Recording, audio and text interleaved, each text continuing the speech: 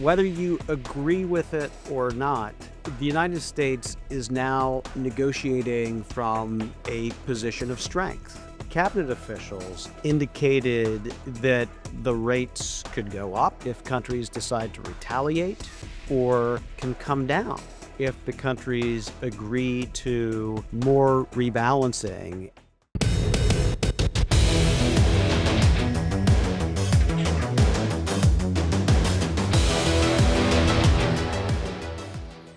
So if you've opened a newspaper or checked your phone or turned on the television, you know there's been a lot of trade and tariff news lately. To break that all down, I'm going to talk with Scott Bowes. Scott is our Senior Vice President for Policy and Governmental Affairs at the Alliance for American Manufacturing. And together, we're going to throw back and forth a few of the latest developments that we've seen on trade and tariffs coming from the administration, and also what that means in the policy space. And finally, is there going to be more? Spoiler alert, yes, there will be more. So why don't we get to it? Scott, welcome to the podcast. Good to be with you. Okay, so we're recording this a day after what Donald Trump called Liberation Day, April 2nd, when he made a big announcement about reciprocal tariffs in the Rose Garden. Along with that, the White House published actual orders on tariffs, complete with schedules and annexes, this and that. So what exactly is going to be kicked into place here, Scott Bowes? Well, day 74, Liberation Day, I think in a nutshell, as the president said, this is the end of the era of globalization. And, with this action, it really is one of the most significant days in trade policy in decades, probably dating back to effectively the globalization process that was not one day, but it was many different actions. But, with this action, they're effectively working in a rather quick fashion to try to reverse all of that, reverse the policy that has been, us trading, deindustrialization for the promise of cheap products that are made everywhere else, but obviously exposing us to supply chain vulnerabilities and all sorts of problems. So what is it? It is reciprocal tariffs, and as the White House describes it, they look at what other countries do to us, and that's what we do in exchange. So for every country, there is a 10% baseline tariff. So at a minimum, basically everybody gets a 10% tariff on the products that come into the United States.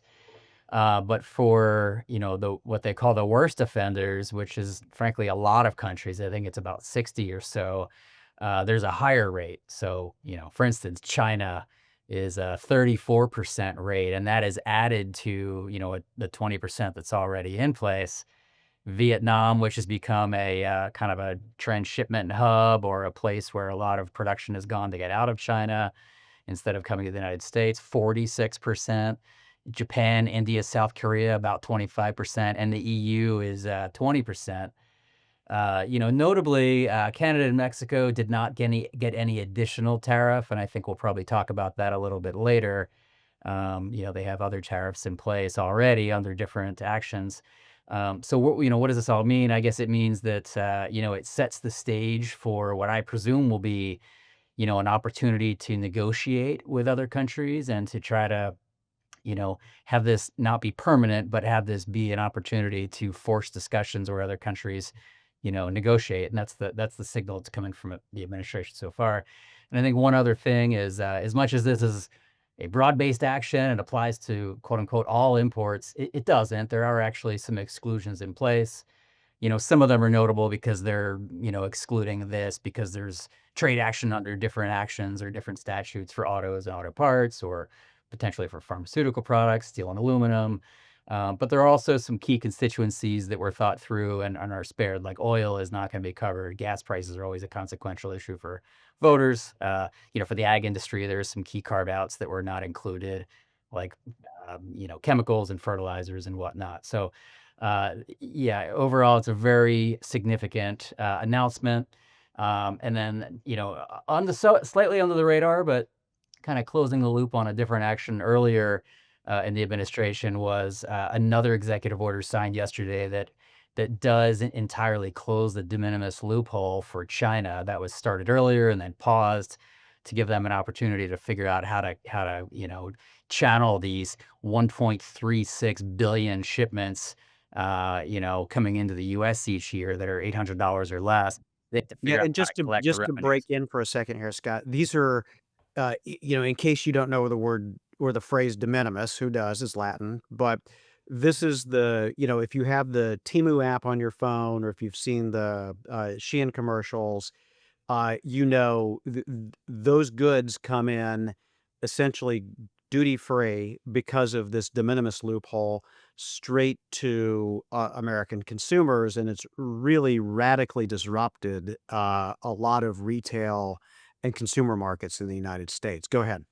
No, that's it. And the administration says they figured out a way to, process and sort these shipments as they come in, and they've figured out a way, whether it's through traditional postal service shipping or a UPS or whatnot. They figured out a process to sort through all that. So yeah, again, not just Shein and Temu, but also a source of fentanyl shipments, and that was an early promise, and it looks like they're following through, at least for China. Obviously, other countries, we'll see what happens there. So I guess, Scott, I'll kick it back to you, and as I've outlined all of that, ask you, was this a wise thing to do? Where does this put us going forward? What do we make of all this?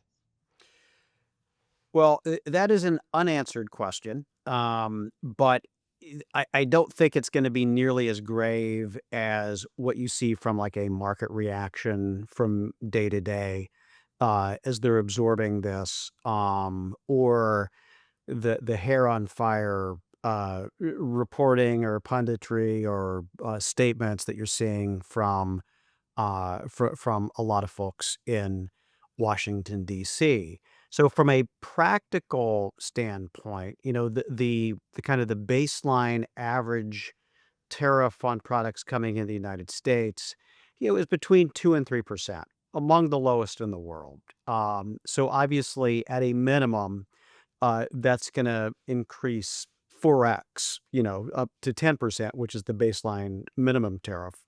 Um, and again, up closer to 60%, 54%, plus if you add in additional tariffs that have been put into place on China before, well over 60% on goods coming from China. Um, this is untested, I would say.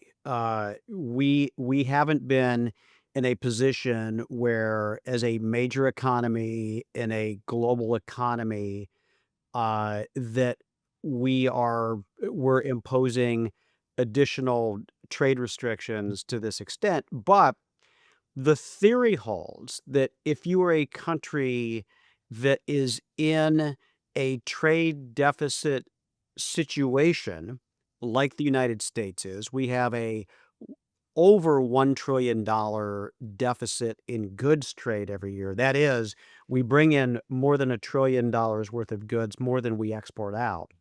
So if you're in a position like that, the theory holds that you stand more to gain from an action like this than if you were a trade surplus country where you would have more to lose.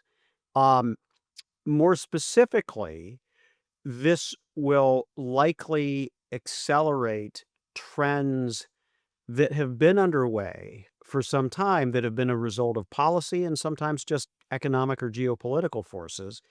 And that is a move away from massive globalization to more regionally focused economies and towards the idea that you should make things in the market or in close proximity to the market that you're selling in.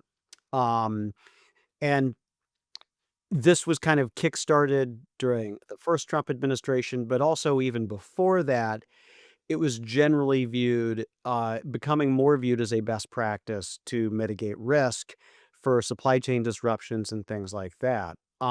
So I do think it was a wise thing to do also for one other reason. And whether you agree with it or not, The United States is now negotiating from a position of strength with other trade partners when it comes to reducing barriers. And both the executive orders and the comments I saw from cabinet officials indicated that the rates could go up if countries decide to retaliate, or the rates can come down if the countries agree to more rebalancing and restraining imports into the United States and accepting more U.S. exports. We're kicking it off here. We're very early in all of this. We've seen some announcements that some companies are deciding to expand production in the United States. Others are pausing, but this is, hit the reset button on trade policy globally, Scott. Can I ask you one follow-up quick question, Scott? And that is, a lot of folks look at the way the president has been dealing with trade issues, and a question arises: is will President Trump resist the urge to negotiate this away too quickly? Because, I ask that because if a company is out there and maybe their supply chain is in Asia and they're looking at, well, maybe because of this, we need to move to the US, why wouldn't they just wait it out and bet the president will just pull this back and they won't have to bring their production back? Some companies are going to try to do that. I have no doubt. I do think one thing that has changed this time from the first Trump administration is that, whether they're willing to admit it or not, I don't know that they were completely satisfied with results on steel, aluminum, or China. Made a deal with China, stopped escalating the tariffs. China was going to buy a bunch of products from the United States. That really never materialized the way it was supposed to. Steel and aluminum did a lot of carve outs for countries, for products. A lot of that, there was intense pressure to do that, mitigated the impact that that relief had. So I think that it's going to be harder to get a deal this time. But certainly, I think that's the track that some companies will take. I think others will look to move production from relatively higher cost countries because of the imports like China or Vietnam to the Americas, which generally have relatively lower tariff rates established. And some more will look at locating production back here, of course, if they can do that. So I expect to see a mixed reaction to all of this. Obviously, Scott Bowes, none of this is happening in a bubble. Um, and there were some notable, products that were excluded from this round of tariffs, in part because they're covered through other actions. Why don't we quickly review what the administration has done in its first, 74, 75 days or so on trade? We can start with steel and aluminum. So what tariffs are in place now, and how does this differ from the first kind of go round that they did this in 2018, which I had alluded to earlier? Sure. Well, on steel and aluminum, we've talked about this a little bit already, but there was a recognition early in the Trump administration that there was a massive buildup of overproduction globally of steel and aluminum, which are absolutely essential materials for our national defense, responding to natural disaster, man-made disaster, critical infrastructure. It's not a coincidence that every country in the world wants to have a steel sector, and many of them in that process have a state-driven, economic model where they have the government deciding how much steel will be produced rather than the market. And that becomes a tricky process, and it often leads to massive excess production. And then that kind of feeds itself because these countries realize that, with a country like the United States historically has been open to receiving that excess production. And in doing so, it is, distorted the market, depressed prices. We saw factories close. So you're right. Dating back to 2018, President Trump put these Section 232 tariffs in place. At the time, it was 25% for steel and 10% for aluminum. And as we talked about, there over the years, even though President Biden kept it in place and saw the value of that, over the years there were a lot of loopholes and exclusions put in place, both for countries as well as individual products. And that action got watered down. And along the way, this process of global overcapacity continued to fester. In 2024, the latest estimate was that it was 573 million metric tons. That's 6 times more than we make. In other words, there's excess production that has no market that accounts for 6 times more than what we make. That's a staggering number. So, with President Trump coming back into office, they recognized that those actions needed a bit of a reset. And also, they realized that in some cases, there needed to be a bit broader coverage to deal with some derivative or downstream products that use steel that were coming in and kind of evading that tariff action while still having a deterioration of our capabilities. So that has been tightened up. And also on the aluminum side, the 10% number was increased to 25%. So that's the coverage for metals. Now let's talk about the first tariffs that President Trump put in place earlier in his term. Those were on Mexico, Canada, and China, related to fentanyl concerns and border security concerns. So Scott, what does that cover, and where does that stand today?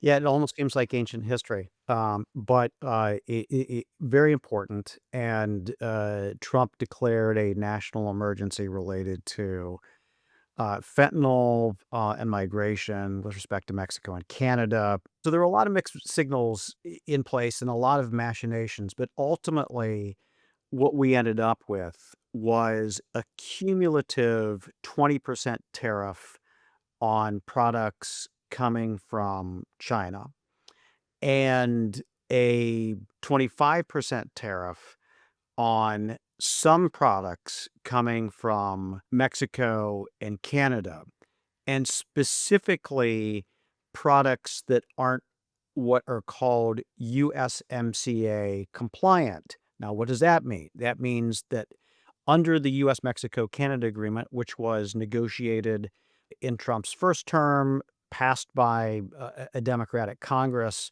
with Nancy Pelosi's help, that goods had to meet certain qualifications to get zero tariff access, in terms of the content that came from North America, and in some cases, the labor value and what have you. And so there's a lot of goods that are still subject to that lower USMCA treatment, but any goods that didn't qualify for that now face a higher tariff, probably as a setup for renegotiating and reevaluating the USMCA, in part because of concerns about surges in Mexican goods exports, particularly displaced from China or with some Chinese investment. So we can look forward to that as well. But that's a separate stream of tariffs that's in place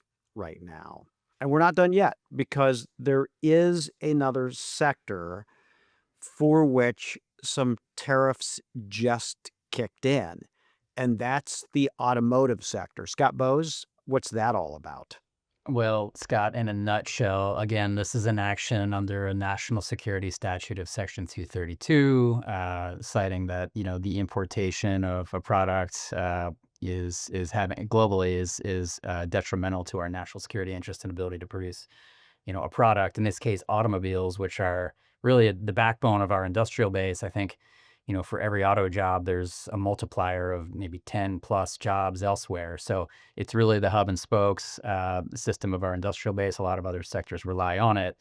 And, when you compare the US consumption of autos, the amount that we import is at a staggering level, unlike any other country in the world. So the president found it necessary to invoke Section 232 and Starting today, April 3rd, there will be a 25% tariff on fully assembled automobiles coming into the United States. And then fast forward to May 3rd, one month from now, there will be an additional 25% tariff on, key parts and components. Think engines, transmissions, powertrain components, electrical systems. Really important that you look upstream and not just at the assembled product, because that is where actually the vast majority of the jobs are, is in the supply chain upstream. And, if all you can do is assemble a vehicle, but you import everything, then it's hard to imagine that that's still an American-made vehicle. So that gets complicated. But one thing I'll say about this is, we talked about this earlier with Canada and Mexico. There is some favorable treatment for USMCA compliant products. Um, and, eventually the Secretary of Commerce may look at that deeper and may determine that the kind of the non-US content of even those USMCA compliant vehicles may still have a tariff on some portion of them. And then lastly, I'll say about this, this one, I think, unlike the reciprocal tariffs, it seems to be a bit more permanent. At least that seems to be the intent. I don't get the sense that this is one where they're looking for a negotiation. This does seem to be one where they view the auto industry as really critical and necessary. And And to your point, Scott, on about the permanence, we've had a 25% tariff on imported pickup trucks other than from Canada or Mexico and the United States that's been in effect since the 1960s. And not a single president thought about really getting rid of that. And so I think you're probably right that we're likely to see that 25% level applied to all passenger vehicles for some time to come as well. indeed. So, Scott, there are actually more sectors for us to talk about. And I'll ask you just a quick overview on what comes next with regard to shipbuilding. There were a day one trade memorandum from President Trump that outlined and set in motion a bunch of different actions across a bunch of different issues. There's possible sectoral tariffs on a handful of other sectors. You talked about the USMCA review. Are we going to have a deal with China? Kick it to you. There's a lot. There's a lot of moving parts. Yeah, for anyone who thought that that Rose Garden ceremony was the last word on trade and tariffs, you're going to be in for an extreme amount of disappointment. There is a shipbuilding trade petition that is pending with the administration, and I think we anticipate to see some action on that by next month, and that could mean a fee on ships that are docking in the United States that are made in China, or for certain shipping companies, there's a calculation related to the percentage of their fleet that consists of Chinese-made ships. This is designed to spur shipbuilding production in the United States, but let's be on the lookout for that.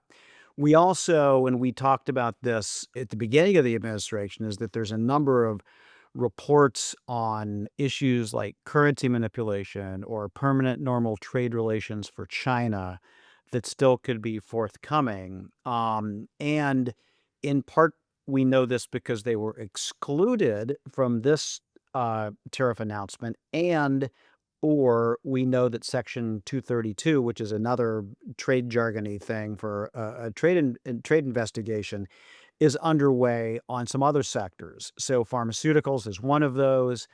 Fully expect to see that ripen and happen. Also, copper is an additional metal other than aluminum and steel that might face tariffs coming in the United States.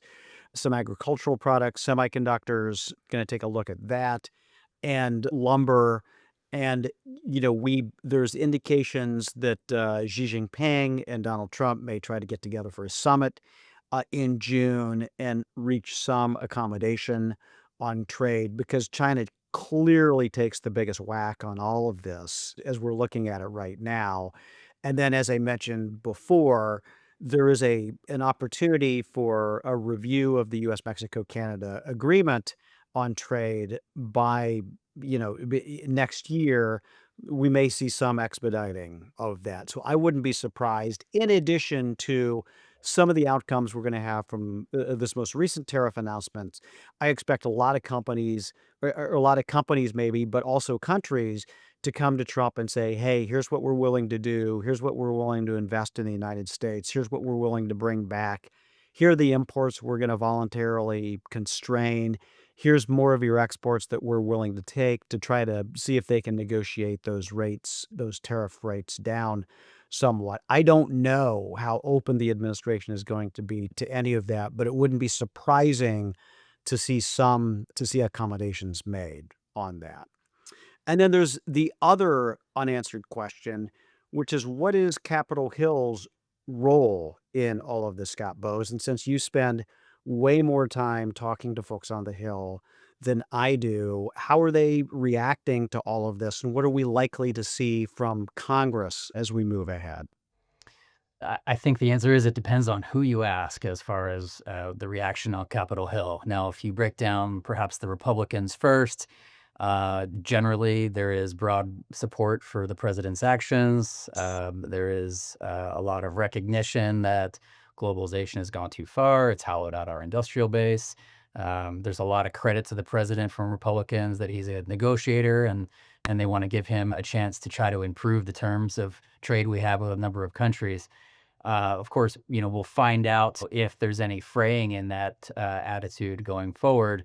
Also note that Republicans right now are in control of the House and Senate. They are trying to simultaneously move tax cuts and other items. So there's a discussion about whether the revenue collected from all of these tariff actions could somehow play into offsetting costs of tax cuts or other spending. And when you look member by member on the Republican side, French Hill, chair of the House Financial Services Committee, has suggested that this may all lead towards and encourage the renegotiation of the USMCA agreement with Canada and Mexico. So it really depends on who you ask. For Democrats, there's a bit of a knee-jerk reaction to be opposed to things that Trump does. But we are starting to see Democrats, and who historically have been the party of supporting fair trade and wanting to fight back on trade cheats. You have seen some members step forward and start to articulate an industrial policy that includes the use of tariffs. So credit to Senator Tammy Baldwin of Wisconsin, her Senate colleagues in Michigan. You have Congressman Chris Deluzio in Pennsylvania. You have these members, the House Trade Working Group, which is a number of Democrats. They have started to step up and start to articulate a view that we do need to use tariffs, perhaps in a more targeted way, but they do have a role and they can have a positive outcome. Two things to look at. One, on the House side particularly, there have been a handful of bills introduced that would try to roll back the president's authority to increase the congressional role in trade enforcement, something that members of Congress have not been very good at in the past. And then in the Senate side yesterday, there was more or less a ceremonial vote. Senator Kaine of Virginia put forward a resolution that effectively tried to reprimand the Trump action on the tariffs on the fentanyl crisis. And it was successful, but probably does not go anywhere from here. And then just the last thing to note is I think we'll have a whole lot more information on this on the House and Senate side. You have USTR Ambassador Jamieson Greer will be before two key committees on April 8th and 9th, defending the Trump actions and answering questions of both Democrats and Republicans before the House Ways and Means Committee and the Senate Finance Committee. So I think after that, we'll have a whole lot more information, but I'm sure there will still continue to be unanswered questions, Scott. Indeed. I know that some in Congress are like, well, it's the constitutional role of Congress to regulate trade, and that is an article in the Constitution. They have ceded a lot of that to the executive. As you indicated, there's at least some moves that they want to bring some of that back. But do you see any of these efforts to take more congressional control over trade policy? Do you see any of them being successful? I don't see any of the bills that have been introduced thus far being successful, Scott, because I think that they are very, I don't want to say extreme, but they are they're a bit of an overreaction, I guess, in terms of trying to pull back authority to Congress. And as I noted, if Congress had that authority, I don't think that we would be able to adequately address, emergency issues, national security issues. And when you do that, you really invite, a lobbying frenzy of K Street, foreign actors deciding what is a national security action that should proceed or not. It's in my estimation better that the authorities that Congress has already provided to the executive branch remain in place, and ultimately, I think that that's what will happen. I don't think these bills will be able to advance. Yeah. Well, Scott, I'll wrap up in a second, but I wanted to thank you for presenting a very objective, dispassionate view of all of this. I will say that, if you listen to the administration and its cheerleaders, this is the best thing ever since sliced bread. If you listen to critics of it, it's the worst thing ever and is going to lead to a recession or a depression. Obviously, like with most things, the truth is going to be somewhere in the middle, and you've laid out a lot of the reasons why. But before we close out, I wanted to go back to one of the key points here that I think unfortunately is going to get swept under the rug because of all this hysteria, and that's basically the premise that there is a national emergency that exists for manufacturing. And I do think that in this case, the Trump administration is absolutely correct that our capabilities have been significantly eroded in some key sectors, and they're past the critical breaking point. And part of this is because they've absorbed such an import shock, particularly from China, but also from other trading partners, that they can't compete anymore. Um, and it's not only Trump that has said this. I mean, Joe Biden's administration, to its great credit, did a supply chain review, both within the U.S. Trade Representative's office, and then before that, more broadly, with uh, a bunch of different departments. And over the course of 1,400 pages, cataloged deficiency after deficiency that we have and vulnerabilities that we have in our supply chain that are important for economic security, for health security, for national security, for the industries of the future. So there very much is an emergency here. And whether or not you think that the broad based tariffs are the right answer, we're going to find out.